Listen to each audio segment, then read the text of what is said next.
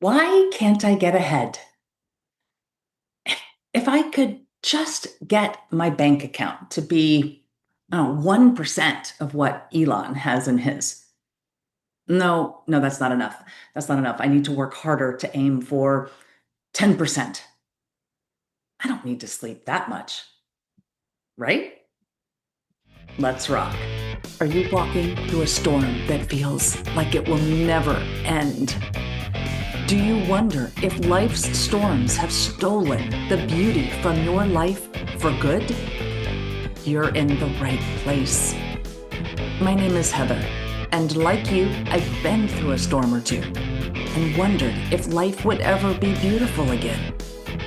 Here we share warriors' words, stories of discovering beauty after battles, and the worth in your wounds.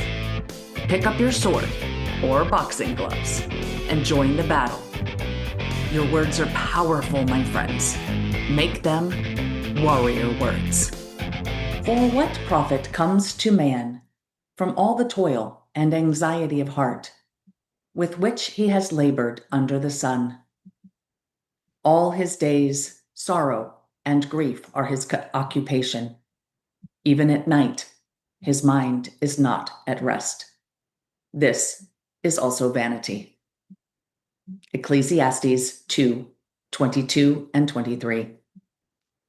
You fool! This night your life will be demanded of you, and the things you have prepared, to whom will they belong? Thus it will be for all who store up treasure for themselves, but are not rich in what matters to God. Luke chapter 12, verses 20 and 21. So that's two scriptures this week, one from the Old Testament and one from the New. The words of the second one are Jesus's words as he is telling a story or a parable to the crowds after someone in the crowd has asked him a question. And I love how his answer mirrors what we hear in the Old Testament words from the book of Ecclesiastes. At first glance, I looked at these readings and said, where is the beauty?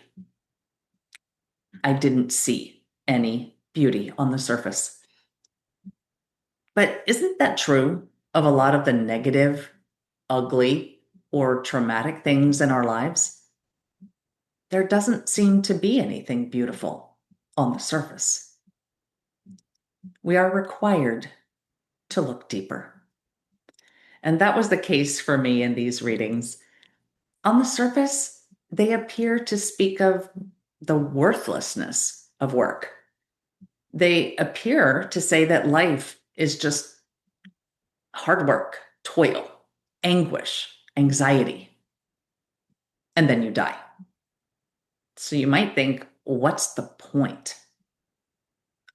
Well, if you're just working, toiling, and worrying about your bank account and your things, the point is that there is no point. These are things you can't take with you. They are earthly things, not heavenly things. But Jesus, as well as the author of Ecclesiastes, neither of them are saying that work by itself is bad. In fact, in other places, Jesus comments on the value of work. So these passages are not a free pass to not work in this life that we have on earth.